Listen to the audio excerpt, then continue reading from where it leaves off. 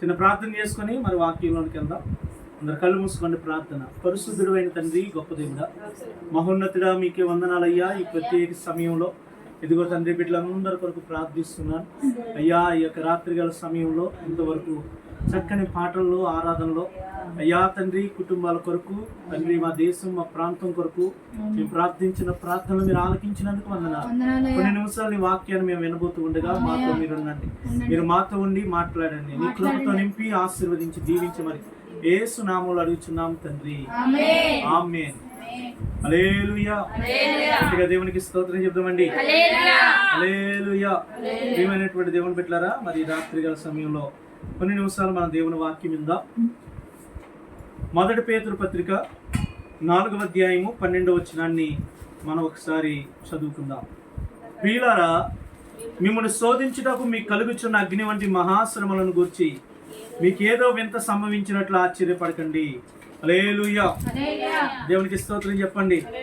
అలాగే దేవుని బిడ్డలారా, ఇదే మొదటి పేతురు పత్రికలో 5వ అధ్యాయము 10వ వచనాన్ని కూడా మనం చదువుదాం.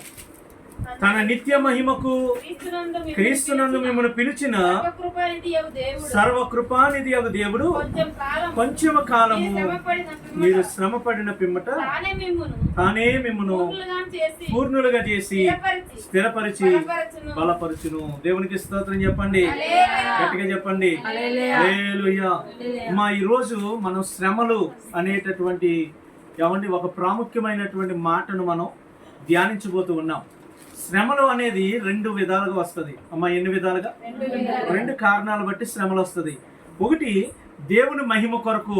అంటే మనం ఎంత నీతిగా ఉన్నా, యథార్థంగా ఉన్నా, ఎంత భక్తిగా ఉన్నా, దేవుని బిడ్డలారా, మనకి కలిగే శ్రమలు అవి దేవుని మహిమ కొరకు వచ్చే శ్రమలు. ఆ శ్రమల్లో మనం దేవుని మహిమపరచాలా. ఆ శ్రమల్లో మరింత భక్తి జీవితాన్ని కలిగి మనం జీవించాలా. ఆ శ్రమల్లో మన దేవుని నామాన్ని మనం గణపరిచే వారంగా మనం ఉండాలా. హల్లెలూయా. ఆ శ్రమలు దేని కొరకంటే నీ విశ్వాసాన్ని శోధించడానికి, నీ విశ్వాసాన్ని పరీక్షించడానికి వస్తుంది. హల్లెలూయా. నువ్వు దేవుని యొక్క భక్తిలో ఎంత స్థిరంగా ఉంటావో చూడాలనే ఆలోచనతో కొన్ని శ్రమలు వస్తూ ఉంటాయి. బిడ్డలారా, జాగ్రత్తగా వినండి. మరికొన్ని శ్రమలు వస్తాయి. అమ్మ, శ్రద్ధగానండి. మరికొన్ని శ్రమలు వస్తాయి. ఆ శ్రమలు ఎందుకు వస్తాయి తెలుసా? మన అవిధేయతను బట్టి వస్తాయి. మన పాపాన్ని బట్టి వస్తాయి. మనము నడవకూడని నడవడికను బట్టి కొన్ని శ్రమలు వస్తాయి. హల్లెలూయా. దేవునికి వ్యతిరేకంగా చేసినటువంటి పనులను బట్టి మరికొన్ని శ్రమలు వస్తాయి. అమ్మా, వినాలా? శ్రమలు ఎన్ని రకాలని చెప్పాను? 2 రకాలు. మొదటి శ్రమలు ఎట్లా వస్తాయని చెప్పాను? దేని కొరకు వస్తాయి అన్నాను? మొదటి శ్రమలో నువ్వు ఎంత భక్తి చేసినా, ఎంత నీతిగా ఉన్నా, ఎంత యథార్థంగా ఉన్నా కొన్ని శ్రమలు వస్తాయి. అవి ఎందుకు వస్తాయో తెలుసా? దేవుని బిడ్డలారా, నీ విశ్వాసాన్ని పరీక్షించడానికి వస్తాయి. దేవునిపై నీకు ఎంత ప్రేమ ఉందో, నువ్వు ఎంతకాలం నిలబడతావో. శ్రమ కలిగినప్పుడు నువ్వు నిలబడతావా, లేదంటే కనుక తొలగిపోతావా చూడడానికి అపవాది నేను శోధించడానికి శ్రమలు పెడుతుంది. నీ విశ్వాసాన్ని పరీక్షించడానికి శ్రమలు వస్తాయి. నీ భక్తిని పరిశీలన చేయడానికి శ్రమలు వస్తాయి. హల్లెలూయా. ఆ శ్రమల్లో మనం ఆనందించి సంతోషించాలా. ఆ శ్రమలను బట్టి మనం దేవుని మహింపరచాలా. ఆ శ్రమలను బట్టి మనం ఇంకా ఉత్సాహంగా దేవుని యందు భక్తి మనం చెయ్యాలా. దేవుని బిడ్డలారా, శ్రమలలో 2వ భాగం ఉంది. ఆ భాగంలో శ్రమలు ఎందుకు కలిగితే తెలుసా? 2వ కోణం ఉంది. ఆ శ్రమలు ఎందుకు వస్తాయంటే నీ యొక్క అవిధేయతను బట్టి కొన్ని శ్రమలు వస్తాయి. దేవుని బిడ్డలారా, నీ యొక్క నడవడికను బట్టి మనకు కొన్ని శ్రమలు వస్తాయి. నీ మాట తీరుని బట్టి మనకు కొన్ని శ్రమలు వస్తాయి. మనం చేసినటువంటి పాపాలను బట్టి మనకు కొన్ని శ్రమలు మనం వెంబడిస్తూ ఉంటాయి. హల్లెలూయా. ఈరోజు దేవుని బిడ్డలారా, మొదటి శ్రమలో భక్తి కలిగిన వారికి వస్తే, అమ్మా, ఈ 2వ శ్రమ రావడానికి కారణాలు ఏంటో మనం ఈరోజు విందాం. ఈరోజు మనం భక్తి చేస్తున్నామంటే అద్భుతంగా చేస్తాం. అయినప్పటికీ మరికొన్ని శ్రమలు దేవుని మహిమ కొరకు వచ్చే శ్రమలు కాదు. మన అవిధేయతలను బట్టి కొన్ని శ్రమలు వస్తాయి. ఎవరికి శ్రమను బైబిల్ చెప్తుంది? మన జీవితాల్లో శ్రమలు ఎందుకు వస్తాయని వాక్యం చెప్తుంది. అసలు శ్రమలో మన జీవితాల్లో వచ్చి మనల్ని పడేసి, మనల్ని భక్తిలో కృంగదీసి, మన బ్రతుకులను నాశనం చేయడానికి శ్రమలో ఎలా మన జీవితంలో ప్రవేశిస్తాయని వాక్యం చెప్తుందో కొన్ని విషయాలు మనం నేర్చుకుందాం. చూడండి, లూకా సువార్త 6వ అధ్యాయము 26వ వచనాన్ని దేవుని బిడ్డలారా నేను చదువుతున్నాను. శ్రద్ధగా మీరందరూ వినాలని ప్రేమతో తెలియజేస్తున్నాను. 6వ అధ్యాయం 26వ వచనం. మనుషులందరూ మిమ్మల్ని కొనియాడినప్పుడు మీకు శ్రమ. హల్లెలూయా. అమ్మా, ఎప్పుడు శ్రమ అంట? మనుషులు కొనియాడినప్పుడు, మనుషుల్లో పొగడబడాలనే కోరికతో మనం వెళ్తున్నప్పుడు. హల్లెలూయా. గట్టిగా స్తోత్రం చెప్పండి. దేవుడు పెట్టారా, మనిషి నువ్వు చేసినటువంటి మేలును బట్టి నేను పొగిడితే పర్లేదు. కొంతమందికి ఏమండి నన్ను అందరూ పొగడాలా, నన్ను అందరూ చూడాలా, ఏమండి నేను అందరూ కూడా దృష్టి నా మీదే ఉండాలని వారు ప్రాకులాడుతూ ఉంటారు. అలాంటి వాళ్ళకి శ్రమలు వస్తాయి. హల్లెలూయా. అలాంటి వ్యక్తులకు శ్రమలు కలుగుతాయి. దేవునికి స్తోత్రం చెప్పండి. దేవుని బిడ్డలారా, ఈరోజు ఏమండి మొన్న ఒక సినీ యాక్టర్, ఆయన పేరు సుమన్. దేవుని బిడ్డలారా, సుమన్, హీరో సుమన్ తెలుసు కదా. ఆయన యూట్యూబ్లో మాట్లాడుతూ ఒక అద్భుతమైన స్పీచ్ ఇచ్చాడు. ఏమన్నాడు తెలుసా? ఆడపిల్లలారా జాగ్రత్త, నువ్వు బట్టలు ఎలా కట్టుకుంటున్నావు, ఎవరి కోసం కట్టుకుంటున్నావు? స్త్రీ బట్టలు తన ఇంట్లో తన భర్త కొరకు కట్టుకోవాలా, తన భర్తకు ఏమంటే తన అందాన్ని భర్తకు చూపించేలా కట్టుకోవాలి. కానీ నేటి సమాజం చెడిపోయింది. వారు వేసుకున్నటువంటి బట్టలు ఏమంటే సమాజానికి చూపించడానికి, ఏమంటే వారి అందాన్ని సమాజానికి చూపించడానికి చిన్న చిన్ని కొరస బట్టలు వేసుకొని వెళ్ళి వారు చిక్కుల్లో పడిపోతున్నారు. అందుకే ప్రపంచంలో ఉన్మాదులు పెరిగిపోతూ ఉన్నారు. వారు చిక్కుల్లో పడుతున్నారు. వారి యొక్క జీవితాలు ఆగమైపోతున్నాయి. చిన్నపిల్లల మీద ఏమండి అత్యాయత్నాలు జరగడానికి ఇవే కదా కారణాలని ఆయన మంచి స్పీచ్ ఇచ్చాడు యూట్యూబ్లో. హల్లెలూయా. ఏమండి వారు వేసుకున్నటువంటి యొక్క బట్టలు కానీ, వారు వేసుకున్న మేకప్ కానీ, వారు చేసేటటువంటి ఆ పై రంగులు ఎవరి కోసం? లోకం నన్ను చూడాలా, లోకం నన్ను చూడాలా, నన్ను పొగడాలా, నా అందం చూడాలా, నా మీద వాళ్ళు దృష్టి పెట్టాలని వాళ్ళు చేయకూడని పనులు చేస్తున్నారు. దానివల్ల వారు శ్రమల్లోనికి వెళ్ళిపోతున్నారు, కష్టాల్లోనికి వెళ్ళిపోతున్నారు. వాక్యం చెప్తుంది, మనుషులు నిన్ను కొనియాడాలనే ఆలోచన నీకు ఎప్పుడైతే వస్తుందో అప్పుడు నువ్వు శ్రమల్లో పడిపోతావు.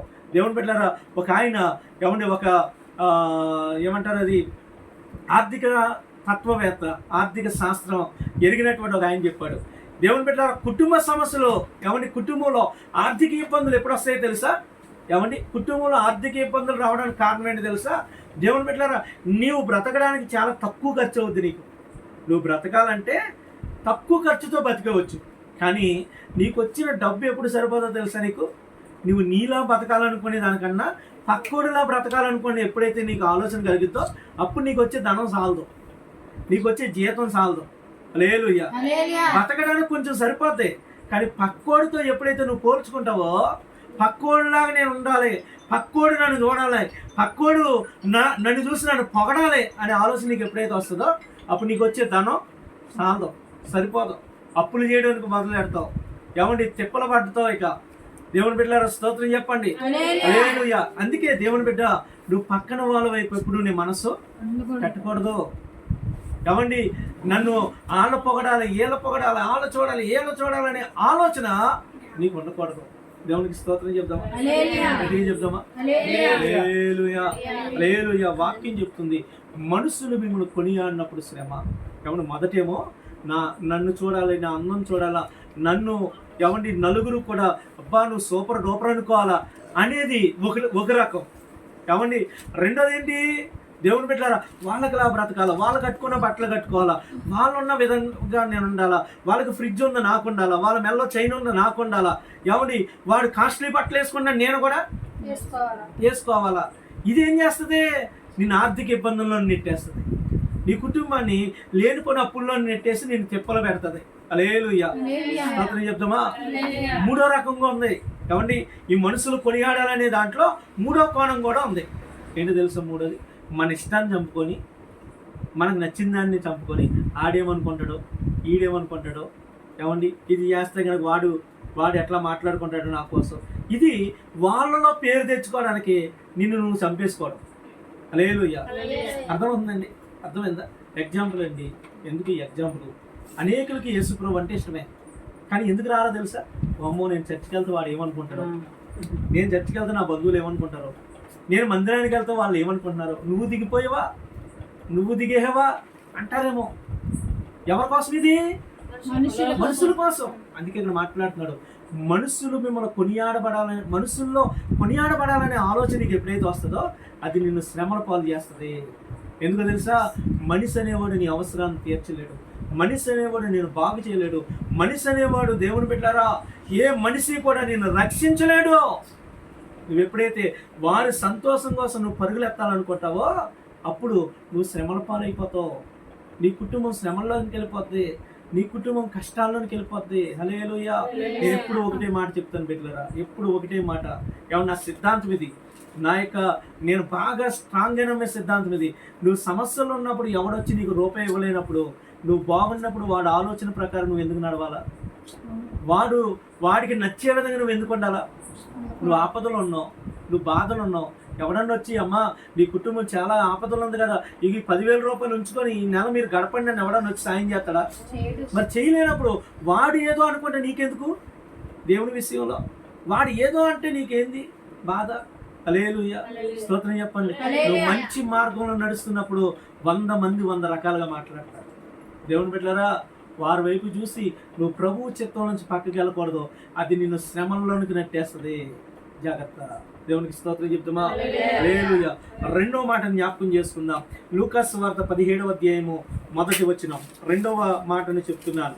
ఏమంటే శ్రమలు ఇంకా దేని కొరకు వస్తాయి? లూకాసు వార్త 17వ అధ్యాయం 1వ వచనం, ఆయన తన శిష్యులతో ఇట్లా, నేను అభ్యంతరములు రాకపోవట అసాధ్యము, కానీ అవి ఎవని వలన వచ్చినో వానికి శ్రమ. దేవునికి స్తోత్రం చెప్పండి, గట్టిగా చెప్పండి. మా ఏంది అభ్యంతరాలు అంటే ఏంటి? అడ్డంకులు. అభ్యంతరాలు అంటే అడ్డంకులు రాకపోవడం అసాధ్యం. అభ్యంతరాలు రావంటే వస్తాయి, ఆటంకాలు రావంటే వస్తాయి. హల్లెలూయా. అయితే అవి ఎవరి వల్ల వస్తాయి? వాడికి శ్రమ అంటున్నాడు. హల్లెలూయా. కింద ఎంత భయంకరమైన మాట ఉంటుందో తెలుసా? కింద 2వ వచనం, వాడి చిన్నవారిలో ఒకనికి అభ్యంతరం కలగజేయట కంటే వాడి మెడకు తిరగటరాయి కట్టబడి సముద్రంలో పడవేయబడటం వానికి మేలు. హల్లెలూయా. ఏంది? ఏంటంట? ఒకరిని నువ్వు ఆటంకపరచడం కంటే నీ మెడకు పెద్ద తిరగటరాయి కట్టుకొని సముద్రంలో దూకి ఆత్మహత్య చేసుకోరా, నీకు అంతకన్నా మేలు లేదు అన్నాడు దేవుడు. అంటే వాడు బతుకుంటే వాడు ఎన్ని శ్రమల పాలైపోతాడు చూడండి, వాడి బ్రతుకు ఎంత దారుణంగా తయారవుతుందో చూడండి. దేవుని బిడ్డలారా, చాలామంది ప్రభు సన్నిధికి వచ్చే వాళ్ళని ఆటంకపరుస్తూ ఉంటారు, దేవుడి దగ్గరికి వచ్చే వాళ్ళకి ఎన్నో అభ్యంతరాలు పెడతా ఉంటారు, ఆటంకాలు పెడతా ఉంటారు. దేవుడు అన్నాడు, నువ్వు దేవుడి మార్గంలో రావడానికి ఎన్నో ఆటంకాలు ఉంటాయి. రావడం, ఎవడు రాకపోవడం అసాధ్యం, కానీ అవి ఎవరి వల్ల వస్తాయి? వాడికి శ్రమ అన్నాడు దేవుడు. హల్లెలూయా. స్తోత్రం చెప్పండి. కొన్నిసార్లు మనం అనుకుంటాం, ఎవరు వారికి తెలియక అంటున్నారండి అనుకుంటాం. లేదు బిడ్డలారా, తెలియకన్నా సరే దేవుడు వాక్యంలో, దేవుని యొక్క వాక్యంలో దాన్ని చాలా తీవ్రంగా దేవుడు ఖండించాడు. బైబిల్లో 2వ రాజుల గ్రంథం 4వ అధ్యాయంలో 3వ అధ్యాయంలో అక్కడ ఎలీసా అనే ఒక పాస్టర్ గారు ఉంటాడు. అమ్మ ఎవరు? చెప్పండి. ఎలీసా అనే ఒక పాస్టర్ గారు ఉంటారు. ఆ పాస్టర్ గారు ఎరుకు అనే పట్టణం గుండా నడుచుకుంటూ వెళ్తున్నప్పుడు దేవుని బిడ్డలారా, అక్కడ కొంతమంది బాలురు ఆ పాస్టర్ గారిని చూసి బోడివాడా ఎక్కుపో అన్నారంట. పాస్టర్ గారికి బాయిల్ హెడ్, బట్టతల. ఏంటమ్మా పాస్టర్ గారికి? మాట్లాడలేదు, ఆయనకి కొంచెం బట్టతల. 23వ వచనంలో దేవుని బిడ్డలారా, ఎవరే బట్టతలరా పో అనగానే దైవజనుడికి కోపం వచ్చి పిల్లల వైపు తిరిగి యెహోవా నామమును బట్టి పిల్లలను శపించాడంట. అడవిలో నుంచి 2 ఎలుగుబంట్లు వచ్చి 42 మంది పిల్లల్ని చీల్చి చెండాలని. లేదు, స్తోత్రం చెప్పండి. మా వింటున్నారా? ఎంతమందికి అర్థమవుతుంది? లేదు, దైవజనుని ఏమన్నాడమ్మా? బోడోడా అనేసి అపహాస్యం చేశారంట. ఎప్పుడైతే అపహాస్యం చేశారో సేవకుడికి కోపం వచ్చి నోటంట పలకకుండా ఒక మాట పలికాడు. ఆ మాట ఎప్పుడైతే పలికాడో అడవిలోంచి ఊళ్ళోకి వచ్చినాయంటే ఎలుగుబంట్లు 2, 42 మంది పిల్లల్ని చీల్చేసింది. లేదు, దేవుని బిడ్డలారా, అభ్యంతరాలు రాకపోవడం అసాధ్యం.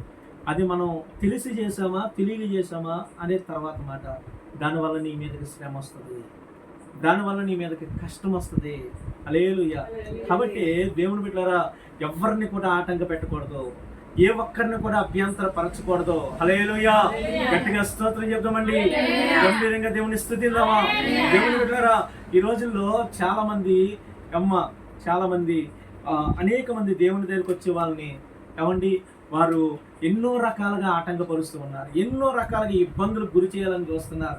దేవుని బిడ్డలారా, బలవంతంగా వాళ్ళకి బొట్టులు పెట్టడం, బలవంతంగా ప్రసాదాలు తినిపించడం, బలవంతంగా ఏదేదో చేయడానికి ముందుకెళ్ళడం, ఏమండి అది ఎంత భయంకరమైన పాపమో తెలుసా దేవుని బిడ్డలారా. దానివల్ల వాళ్ళు ఎన్ని శ్రమంలోనికి వెళ్ళిపోతారో తెలుసా. ఒక్కసారి బాప్తిజం తీసుకోవడం అంటే వాక్యం ఇచ్చిన నిర్వచనం ఏంటి తెలుసా. చూడండి, గలతీయులకు రాసిన పత్రిక 3వ అధ్యాయము 27వ వచనంలో అక్కడ ప్రభు మాట్లాడుతున్నాడు. గలతీయులకు రాసిన పత్రిక 3వ అధ్యాయము 27వ వచనం. దేవుని బిడ్డలారా, క్రీస్తులోనికి బాప్తిస్మం పొందిన మీరందరూ క్రీస్తును ధరించుకుని ఉన్నారు. హల్లెలూయా, స్తోత్రం చెప్పండి.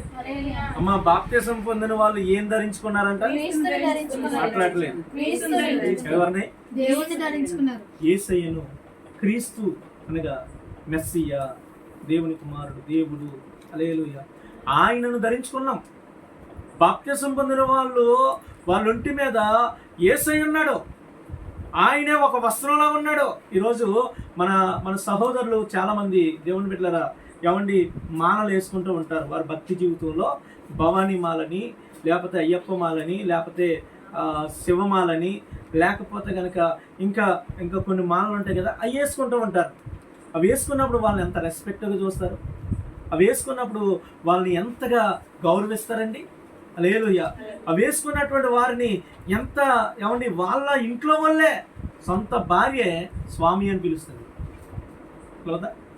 అట్లట్లేదండి, ఏమండి కొడుకు కూడా స్వామి అని పిలుస్తాడు. డాడీ అండవు, స్వామి అంటే. స్వామి అంటే గురువు అని అర్థం. హల్లెలూయా, గురువు అని అర్థం. ఎలా వచ్చింది అతనికి ఆ గౌరవం? ఒంటి మీద ఉన్న బట్టలను బట్టి. అరే, ఒంటి మీద 40 రోజులో 21 రోజులో తీసేసే బట్టలు వేసుకుంటేనే అంత గౌరవం అయితే, మరి లైఫ్ లాంగ్ నువ్వు బాప్తిజం పొందామంటే జీవితాంతం యేసయ్యను ధరించుకుంటున్నావు. మరి వారికి నువ్వెంత గౌరవం ఇవ్వాలా, వారిని నువ్వెంత గౌరవంగా చూడాలా? ఈరోజు సమాజానికి ఆ విషయం అర్థం కావట్లేదు. ఏమంటే రక్షణ పొందుకున్న వారిని అనేక రకాలుగా ఇబ్బందులు పెడుతున్నారు, అనేక రకాలుగా వారిని అభ్యంతరాలు పరుస్తూ ఉన్నారు, అనేక ఆటంకాలు పెడుతూ ఉన్నారు, హేళన చేస్తున్నారు. దేవుని బిడ్డలారా, ఒక భక్తుడు వేసుకున్నటువంటి మాలలో ఉన్న ఒక వ్యక్తిని ఆటంకపరిస్తే అది ఎంత శాపం అనుభవిస్తాడో, దేవుని మందిరానికి వచ్చే బాప్తిజం తీసుకున్నటువంటి ఒక విశ్వాసిని హేళన చేస్తే అంతకన్నా 100 రెట్లు శాపం వాడి మీదకి వస్తుంది. 100 రెట్లు శాపం వస్తుంది, తెలుసా మీకు? హల్లెలూయా, 100 రెట్లు శాపం వస్తుంది. దేవుని బిడ్డలారా, ఆ విషయాన్ని మనం మర్చిపోకూడదు. దేవునికి స్తోత్రం చెప్పండి. హల్లెలూయా. కాబట్టి ఎట్టి పరిస్థితుల్లో కూడా ఏమండి మనం అలాంటి అభ్యంతరాలు ఎవరిని మనం పరచకూడదు. మందిరానికి వెళ్ళే వాళ్ళని మనం ఆటంక పెట్టకూడదు. హల్లెలూయా. దేవుని సన్నిధికి వెళ్ళేటటువంటి వారిని, రక్షణ పొందిన వాళ్ళని పొరపాటున కూడా నువ్వు పల్లెత్తి మాట అనడానికే లేదు. హల్లెలూయా. అసలు వారు నువ్వు ఏమి అనడానికి వీలు లేదు. హల్లెలూయా, గట్టిగా స్తోత్రం చెప్తామండి. హల్లెలూయా. 1 కొరింథీ పత్రిక 9వ అధ్యాయము 16వ వచనాన్ని మనం చదువుతాం. 3వ మాటను జ్ఞాపకం చేస్తున్నాను. ఏమండి 3వ మాట, 1 కొరింథీ పత్రిక 9వ అధ్యాయము 16వ వచనం. నేను సువార్తను ప్రకటించుచున్నాను, నాకు అతిశయ కారణం లేదు. సువార్తను ప్రకటింపవలసిన భారం నా మీద మోపబడి ఉన్నది. అయ్యో, నేను సువార్తను ప్రకటింపకపోయిన ఎడల నాకు శ్రమ. హల్లెలూయా. ఏమంటారా, ప్రభువుని ఎరిగినటువంటి నీ జీవితంలో కొన్ని శ్రమలు ఎందుకు వస్తున్నాయో తెలుసా? దేవుని యొక్క విలువను ఎరిగి, దేవుడి మహిమను గుర్తెరిగి, దేవుడు ఎంత గొప్ప దేవుడో నువ్వు రుచి చేసిన తర్వాత కూడా ఆయన సువార్తను ఇతరులకు చెప్పకపోవడం వల్ల నీ జీవితంలో శ్రమ కలిగింది. హల్లెలూయా, చెప్పండి. విన్నారమ్మా? అర్థమవుతుందా? ఏమండి, నువ్వు దేవుని దగ్గరికి వచ్చాక, దేవుని నామాన్ని నువ్వు ఎరిగాక, ఆయనలో ఉన్న గొప్పతనాన్ని నువ్వు రుచి చూసినాక, ఆయన ఎంత ఉన్నతమైన దేవుడో నువ్వు తెలుసుకున్న తర్వాత సువార్త ప్రకటించాలా, నీ స్నేహితులకు చెప్పాలా, యేసు ప్రభు గురించి నువ్వు సువార్త ప్రకటించాలా. హల్లెలూయా. వాడు ఏదనుకుంటాడేమో నీకెందుకు, వాడు ఏమనుకుంటే నీకెందుకు? చెప్పవలసిన భారం, బాధ్యత నీ మీద ఉంది. ఏమండి, రేపు చెప్దాంలే అనుకోవడానికి లేదు. హల్లెలూయా. బిఎల్ మూడి గారు అని ఒక దైవజనుడు ఉన్నాడండి. ఆయన సుమారుగా 1 కోటి మందికి సువార్త ప్రకటించాడు. ఎంతమందికి అమ్మా? 1 కోటి మందికి. 1 కోటి మందికి ఆయన వ్యక్తిగతంగా సువార్త ప్రకటించినాడు. ఒకరోజు అలిసిపోయిన స్థితిలో మధ్యరాత్రి 11-12 గంటలకు ఇంటికి వస్తే, అలిసిపోయిన స్థితిలో అంటే దేవుడు అన్నాడంట పడుకున్నవాడితో, నువ్వు లేచి నీ ఇంట్లో పని మనిషికి నా కోసం చెప్పు అన్నాడంట. హల్లెలూయా. నీ పని మనిషిని పిలిచి నా ప్రేమను చెప్పు, నేను ఎంత గొప్ప దేవుడో చెప్పు అంటే ఈయన అన్నాడంట, ప్రభా అలసిపోయిన ప్రభా, నాకు నిద్ర వస్తుంది ప్రభా, ఆమె నా ఇంట్లోనే ఉంటుంది కదా, నా ఇంటి పని మనిషే కదా, నేను రేపు చెప్తాను ప్రభా, ఇప్పుడు నాకు అస్సలు ఓపిక లేదు ప్రభా అని పండుకున్నాడంటే. దేవుని బిడ్డలారా, ఉదయం లేచేటప్పటికి ఆమె సూసైడ్ చేసుకుని చచ్చిపోయింది. ఉదయం లేచి చూసేటప్పటికి ఆమె ఎవరిని సూసైడ్ చేసుకుని చచ్చిపోయిందంట. దేవుడు మాట్లాడినట్ట సేవకుడితో, ఇదిగో నువ్వు ఎన్ని కోట్ల మంది సువార్త ప్రకటించిన ఆ ఆత్మను గురించి లెక్క నువ్వే చెప్పాలి నాకు అన్నాడు దేవుడు. హల్లెలూయా. ఎందుకని? దేవుడు చెప్పాడు, రాత్రి దేవుడు మాట్లాడాడు ప్రత్యేకంగా. ఆమెను పిలిచి నా కోసం చెప్పన్నాడు. ఏమో ప్రభు ప్రేమను చెప్తే ఆమె ఎలాంటి చికాకులు ఉందో, ఆమె ఏ రకమైనటువంటి ఇబ్బందులు ఉందో, కృంగిపోయిందేమో, మోసపోయిందేమో, దేవుడి కోసం చెప్తే ఆమె మారేదేమో, అరే నా కోసం ఇంత గొప్ప దేవుడు ఉన్నాడా అని ధైర్యంతో ఎదుర్కొనేదేమో. కానీ ఈయన యొక్క నిర్లక్ష్యం ఒక నిండు ప్రాణాన్ని బలికోరింది. హల్లెలూయా. మా వింటున్నావా? నువ్వు దేవుని యొక్క రక్షణ పొందుకున్నావు. ఆయన ఏంటో నీకు తెలుసు, ఆయన ఎంత గొప్ప దేవుడో నీకు తెలుసు. నువ్వు చేయాల్సినటువంటి పని ఏంటో తెలుసా? ఆయన వార్తను నువ్వు ప్రకటించాలా, ఆయన ప్రేమను నువ్వు ప్రకటించాలా, నీ తోటి వారికి చెప్పాలా. దేవుని బిడ్డలారా, వాళ్ళు ఏమనుకున్నా నీకు అనవసరం, వాళ్ళు హేళన చేసినా నీకు అనవసరం, వాళ్ళు నవ్వినా నీకు అనవసరం. చెప్పాల్సినటువంటి పని నువ్వు చెప్తే చాలు, మార్చుకునేది దేవుడు. స్తోత్రం చెప్పండి, గట్టిగా చెప్పండి. హల్లెలూయా. అందుకే పౌలు గారు అంటున్నారు, సువార్త ప్రకటించకపోతే నాకు శ్రమ అంటున్నాడు. ఎందుకంటే ప్రతి ఆత్మను గురించి లెక్క దేవుడు నిన్ను అడుగుతాడు. హల్లెలూయా. ఈరోజు నీ కుటుంబ సభ్యుల గురించి లెక్క నిన్ను అడుగుతాడు. నీ బంధువులకి నువ్వు సువార్త చెప్తున్నావా? నీ ఇరుగు పొరుగు వారికి చెప్తున్నావా? నీ రక్త సంబంధికులకి, నీ అన్నదమ్ములకి చెప్తున్నావా? యేసయ్య గొప్ప దేవుడు అన్నా, నువ్వు నమ్ముకో యేసయ్యని అంటే చాలు, అదే సువార్త. స్తోత్రం చెప్పండి. యేసయ్య గొప్ప దేవుడు, ఆయన నమ్ముకో అంటే చాలండి, అదే సువార్త. హల్లెలూయా. గట్టిగా చెప్పండి. దేవునికి స్తోత్రం చెప్దామా? కాబట్టి ఎంతమంది బంధువులు ఉన్నారు నీకు, ఎంతమంది ఇళ్ళకి వెళ్ళి భోజనాలు చేసి వచ్చావు, ఎంతమంది ఫంక్షన్లకు వెళ్ళొచ్చో, అంటే వాళ్ళతో నీకు మంచి రిలేషన్ ఉంది కదా, మరి వాళ్ళు నరకానికి పోతుంటే అట్టే చూస్తూ ఉంటావా? కాబట్టి వారి దగ్గరికి వెళ్ళి భోజనం చేసి వచ్చిన నువ్వు వారికి ఒక రెండు మంచి మాటలు చెప్పడానికి నీకు నోరు రాకపోతే దేవుడు అంటున్నాడు, అది నీకు శ్రమకు కారణం. హల్లెలూయా. స్తోత్రం చెప్తామా? దేవుని బిడ్డలారా, అలాగే హెబ్రీయులకు రాసిన పత్రిక 13వ అధ్యాయం 17వ వచనం. హెబ్రీయులకు రాసిన పత్రిక 13వ అధ్యాయం 17వ వచనం. 4వ మాటని చెప్తున్నాను, శ్రద్ధగా వినండి. హెబ్రీయులకు రాసిన పత్రిక 13:17. మీ పైన నాయకులుగా ఉన్నవారు లెక్క అప్పచెప్పవలసిన వారి వలె మీ ఆత్మలు కాయిచున్నారు. వారు దుఃఖముతో పని చేసిన ఎడల మీకు నిష్ప్రయోజనం గనుక దుఃఖముతో కాక ఆనందము చేసినట్లు వారు మాట విని వారికి లోబడి ఉండండి. దేవుడికి స్తోత్రం చెప్పండి. మీ పైన నాయకులుగా ఉన్న వాళ్ళు, అమ్మా మీ పైన నాయకులుగా ఉన్న వాళ్ళు ఎవరికి లెక్క అప్ప చెప్పాలంట? దేవునికి. వాళ్ళు ఏం కాస్తున్నారంట? అమ్మా మా సంఘంలో ఒక ఆవిడ ఉందండి, గొప్ప విశ్వాసి. హల్లెలూయా. పొలంలో బర్రెలు పడతాయి. అయ్యగారు మా ఇంట్లో, మా పొలంలో బర్రెలు ఎందుకు పడ్డాయి అంటది. ఏమండి, సేవకుడు బర్రెలు కాసి కూడా వాళ్ళ ఇంట్లో చిన్న సమస్య వస్తే మా ఇంట్లో ఎందుకు వచ్చింది అయ్యగారు అంటది. హల్లెలూయా. ఆవిడ ఎప్పుడు వచ్చినా ఇన్ని సమస్యలు నెత్తి మీద పెట్టుకుని వస్తుంది. ఏనాడు కూడా చేసిన దాన్ని బట్టి ఎప్పుడు స్తుతులు చెప్పదు, కృతజ్ఞత స్తోత్రాలు చెప్పదు. హల్లెలూయా. దేవుని బిడ్డలారా, సేవకుడు అంటే నీ ఇండ్లు కాసేవాడు కాదు, నీ ఆస్తులు కాపాడేవాడు కాదు, నీ పొలాలు స్థలాలు కాపాడేవాడు కాదు. సేవకుడు అంటే నీ ఆత్మలు కాపాడేవాడు. స్తోత్రం చెప్పండి. ఎవరమ్మా? నీ ఆత్మను కాపాడుతాడైనా. నీ ఆత్మ పాపంలో పడిపోకుండా, నీ ఆత్మ నరకానికి పోకుండా, నీ ఆత్మ ఎవరి పాడైపోకుండా, సాతానికి అప్పగించబడకుండా నీ ఆత్మను కాపాడే దేవుడే. స్తోత్రం చెప్పండి, గట్టిగా చెప్పండి. హల్లెలూయా.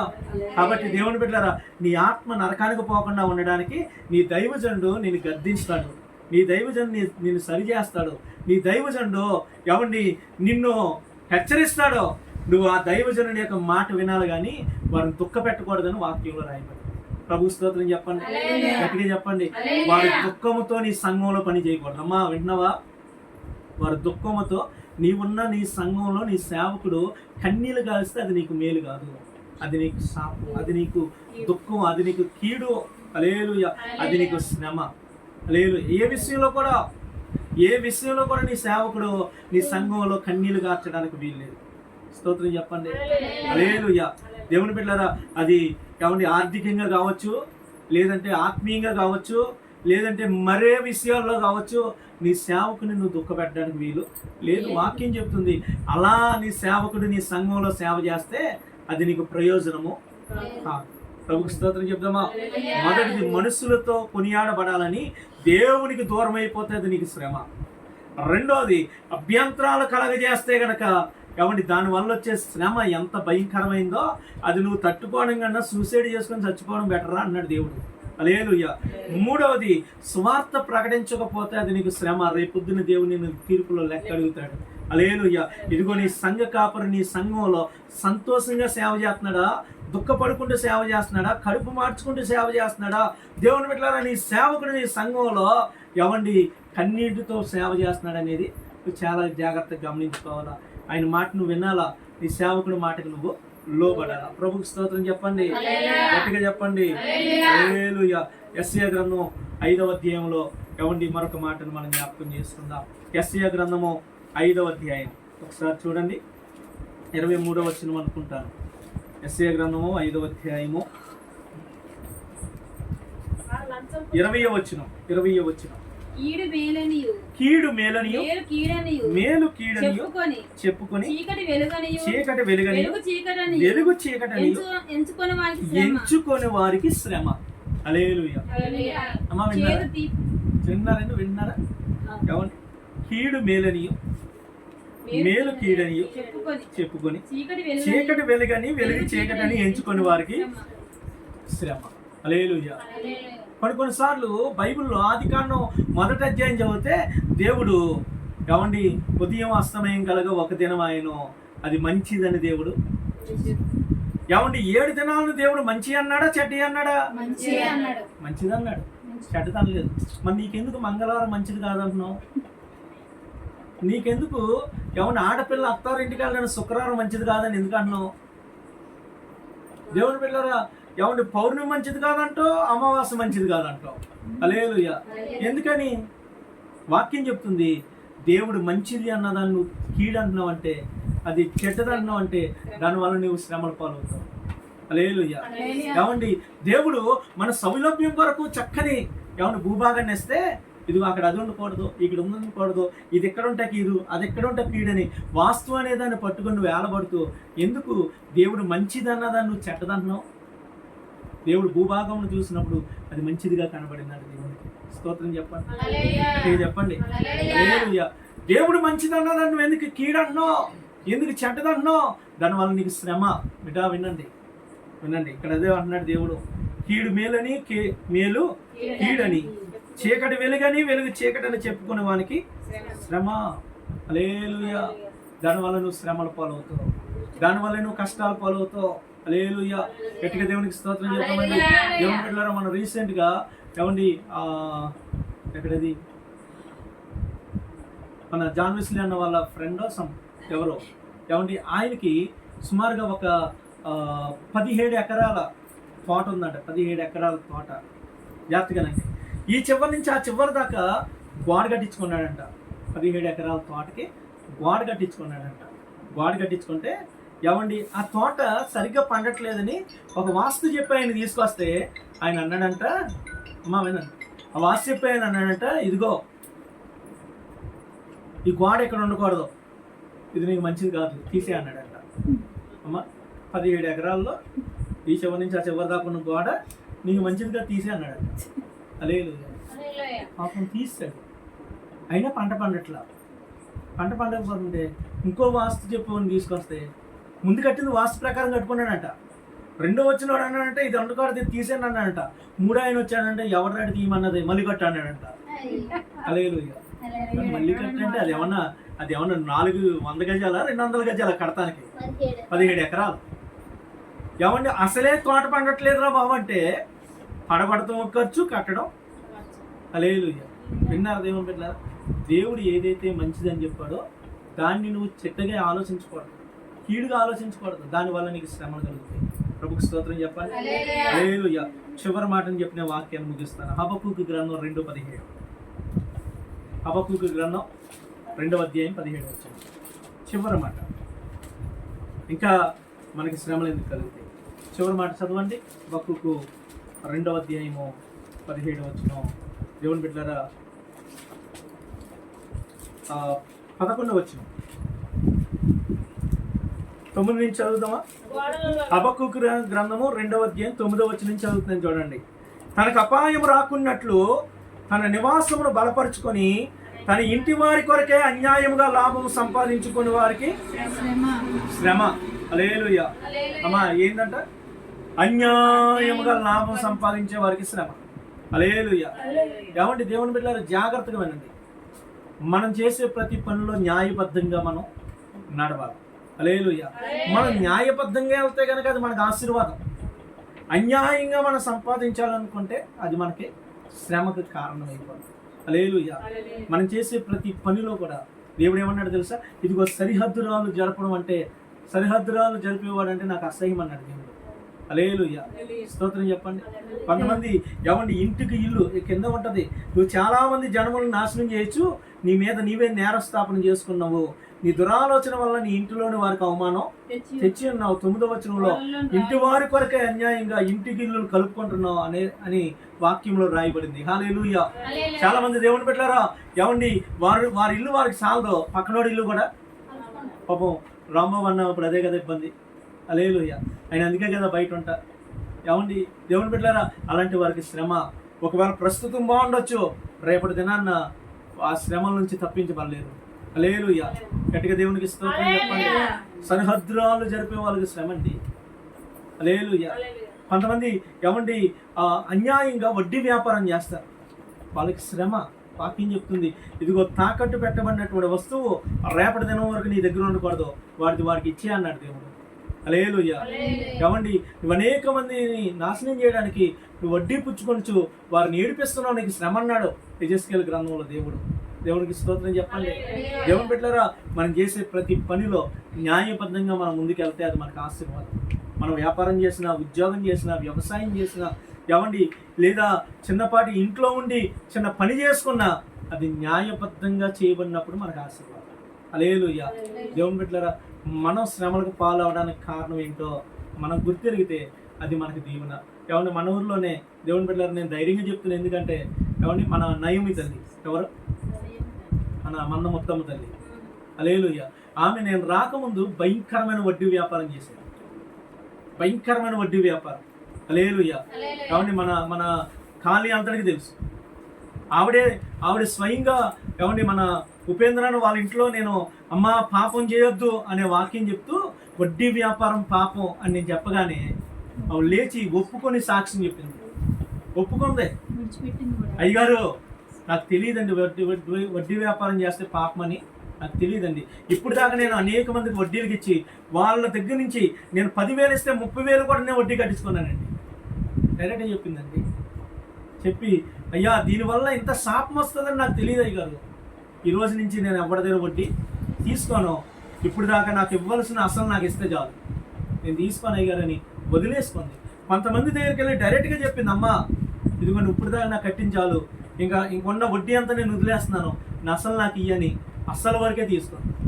ఎప్పుడైతే ఆ పని చేసిందో వెంటనే శిరీషాకి గర్భఫలం అండి. లేదు శిరీషాకి వెంటనే గర్భఫలం అండి. అప్పుడు దాకా గర్భఫలం లేదు అమ్మాయికి, అవును గర్భఫలం లేదు. హల్లెలూయా. దేవుని బిడ్డలారా ఇదిగో వాక్యం చెప్తుంది అన్యాయంగా సంపాదించే వాడికి శ్రమ, వాడి కుటుంబానికి మేలు కలగదు, వాడి జీవితానికి మేలు కలగదు. ఈరోజు శ్రమల పాలవడానికి కారణం నువ్వు అద్భుతమైన దేవుని నమ్ముకొని కూడా నువ్వు ఈ శ్రమను అనుభవిస్తున్నావా, కష్టాల్లో పడి నడుస్తున్నావా, పైకి లేవలేకపోతున్నావా, కృంగిపోతున్నావా, దిగజారిపోతున్నావా? కారణం ఏంటంటే నువ్వు మనుషుల చేత పొగడ్తలకి ఏమండి వారు నన్ను మంచిగా అనుకోవాలని ప్రభువును వదిలేస్తున్నావేమో, దేవునికి దూరం అయిపోతున్నావేమో, లేదా ఇతరులకు అభ్యంతరకరంగా నువ్వు ఉన్నావేమో, ఇతరులను ఆటంకపరుస్తున్నావేమో, సువార్త ప్రకటించట్లేదేమో, గొప్ప దేవుని కొరకు నీ పక్కన వాళ్ళకి కూడా చెప్పట్లేదేమో, నీ సంఘ కాపుని నేర్పిస్తున్నావేమో, ఏమండి ఆ పరిచర్యలో నీ గుప్పులు వెప్పగా ఆ పరిచర్యలో నీ సహకారం లేక నీ కాపరిని నేర్పిస్తున్నావేమో. దేవుని బిడ్డలారా ఏమండి లేదా ఏమండి ఈ లోక సంబంధమైన ఆచారాలను కలిసి నడుస్తున్నావేమో, ఏమండి అది కీడు ఇది కీడు అలా ఉండకూడదు ఇలా ఉండకూడదు, అది వాస్తు కాదు ఇది వాస్తు కాదు అంటే నడుస్తున్నావేమో. దేవుని బిడ్డలారా అంత మాత్రమే కదా అన్యాయంగా ముందుకెళ్తున్నావు, వీటి వల్ల నువ్వు కీడుకి శ్రమలకు పాలైపోతావు. అవి మనం వదిలేసుకున్నప్పుడు మనం దీవించబడతాం, మన కుటుంబాలు దీవించబడతాయి. అటు కృప దేవుడు మనకు దయచేయను గాక. దేవుని బిడ్డలారా, వీటిని మనం విడిచిపెడదాం, దేవుని ఆశీర్వాదాలు పొందుకుందాం. దేవుడు ఏదైతే వద్దన్నాడో అది మనం వదులుకున్నప్పుడు మనం అత్యధికంగా దీవించబడతాం, అత్యధికంగా ఆశీర్వదించబడతాం, దేవుని కృపను పొందుకుంటాం, దేవుని యొక్క ఉన్నతమైన దీవెనలకి, ఆయన ఆశీర్వాదాలకు పాత్రలుగా మనం ఉంటాం. అటు కృప దేవుడు మనకు దయచేయను గాక. చిన్న ప్రార్థన చేసుకుందాం, అందరు కళ్ళు మూసుకుందామండి. ఇదిగో చెప్పబడినటువంటి 7 లక్షణాల్లో ఏదైనా నీలో ఉంటే దయచేసి విడిచిపెట్టండి. ప్రభు మాట్లాడుతున్నటువంటి మాట, ఈ 7 లక్షణాల్లో ఏది నీలో ఉన్నదో దానివల్ల నువ్వు శ్రమ అనుభవిస్తున్నావేమో. ప్రార్థన చేద్దామా బిడ్డలారా? ప్రార్థన చేద్దామా? అందరు కలిసి ప్రార్థన చేద్దాం. స్తోత్రమయ్యా, స్తోత్రమయ్యా. ఇది దేవుని వాక్యం అండి, దేవుని వాక్యం. దేవుడు మాట్లాడినటువంటి మాట ఇది. విడిచిపెట్టు, దేవుని కనికరం పొందుతావు. అతిక్రమాలు దాచిపెట్టుకున్నవాడు వర్ధిల్లడో, వాటిని ఒప్పుకొని విడిచిపెట్టువాడు కనికరం పొందునన్నాడు. ఈ రాత్రి గల సమయంలో శ్రమలకు కారణం ఏంటో, కష్టాలకు కారణం ఏంటో, సాతాను ఇంకా దేవుని బిడ్డలారా నిన్ను శోధించడానికి వాడికి అనుకూలతమైనది ఏదుందో నీ జీవితంలో, వాడిని సంతోషపెట్టేది ఏదో నీ జీవితంలో ఉంది, అందుకే వాడు కుర్చీ వేసి కూర్చున్నాడు. నీ కుటుంబంలో ఉంది, అందుకే వాడిని నేను విడిచిపెట్టట్లేదు. ప్రార్థన చేద్దాం. ప్రభా నీకు వ్యతిరేకమైనది నేను వదిలేసుకుంటే ఈ రాత్రి, వ్యతిరేకమైనది నేను విడిచిపెట్టేస్తానయ్యా ఈ రాత్రి. నన్ను క్షమించు ప్రభు అని ప్రార్థన చేద్దాం. నన్ను క్షమించు ప్రభు, ఇంతకాలం నాకు తెలియజేశాను. ఆ తల్లి ఒప్పుకుందండి, విడిచిపెట్టేస్తుందండి. దేవుడు వెంటనే కనికరం చూపించాడు. దేవుని బిడ్డ, దేవునికి ఇష్టం లేని నీలో పెట్టుకొని నువ్వెంత ప్రార్థన చేసినా దేవుని ప్రార్థన ఆలకించడు. ప్రార్థన చేద్దాం, ఒప్పుకుందాం. ఒకవేళ ఏదైనా ప్రభుకి ఇష్టం కాంది ఇదిగో చెప్పబడిన వాటిలో నీలో ఉంటే అది వదిలేద్దాం, దేవుని మహింపరుద్దాం. ప్రభువానికి వందనాలు, పరిశుద్ధుడానికి వందనాలు. విన్న వాక్యాన్ని బట్టి నేను స్తుతిస్తున్నాం, గణపరుస్తున్నాం.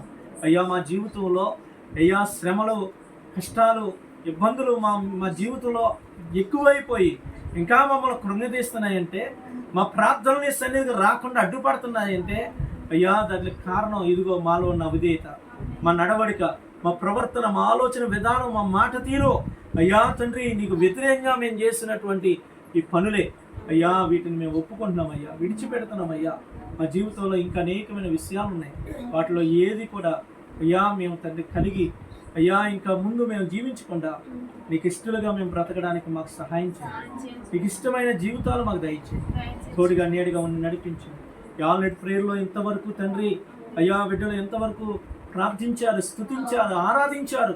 అయ్యా ప్రతి బిడ్డకు మేలు కలుగునుగా, ప్రతి ఒక్కరికి దీవెన కలుగునుగా, ప్రతి ఒక్కరికి ఆశీర్వాదం కలుగునుగా. మీరే దయ చూపించండి, మీరే కృప చూపించండి, నడిపించండి. అయ్యా ఈ యొక్క ప్రార్థనలో పాల్గొన్న ప్రతి ఒక్కరూ ఆశీర్వదించబడుదురు గాక.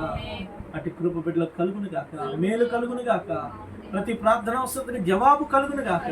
తోడుగా నడిపించమని ఉదయకాల సమయం నుంచి అలసిపోయినప్పటికీ మీ ప్రార్థన కూడికలు ఉన్నారు, వారి కుటుంబాలు దీవించబడును గాక. రేపు ఉదయం జరిగే ఆరాధన, రేపు మధ్యాహ్న కాల సమయంలో జరిగే ఆరాధనలో మీరే తోడుగా నడిపించి దీవించమని అయ్యా తండ్రి, యావత్ ప్రపంచంలో జరుగుతున్న పునరుత్థాన ఆరాధనలన్నీ నీ నామానికి మహిమకరంగా జరిగించండి అయ్యా తండ్రి. అలాగే ప్రభువా ఇదిగో మా ప్రియ సహోదరులు సుదర్శనాన్ని జ్ఞాపకం చేసుకోండి, ఆ కుటుంబాన్ని జ్ఞాపకం చేసుకోండి. ఆర్థిక సమస్యలు ఉన్నారు, ఇబ్బందుల్లో ఉన్నారు అయ్యా తండ్రి. ఇదిగో ఇల్లు కట్టి అయ్యా అది సగంలో తండ్రి ఆగిపోయి ఎన్నో ఇబ్బందులు పడుతున్నారు అయ్యా. ఈ సేవకుడు కుటుంబానికి మేలు కలుగును గాక, ఆ కుటుంబానికి మేలు కలుగును గాక. వారి ఆర్థిక పరమైన ఇబ్బందుల నుంచి విడుదల కలుగును గాక. వారి పిల్లల చదువులకు నీ యొక్క సహాయం కలుగును గాక. తోడై ఉండండి, మీరే నడిపించండి అయ్యా. అయ్యా వారి కుటుంబంలో గొప్ప మేలు మీరు అనుగ్రహించి దీవించమని సహాయం చేయమని యేసు నామములో అడుగుచున్నాము తండ్రి. ఆమేన్.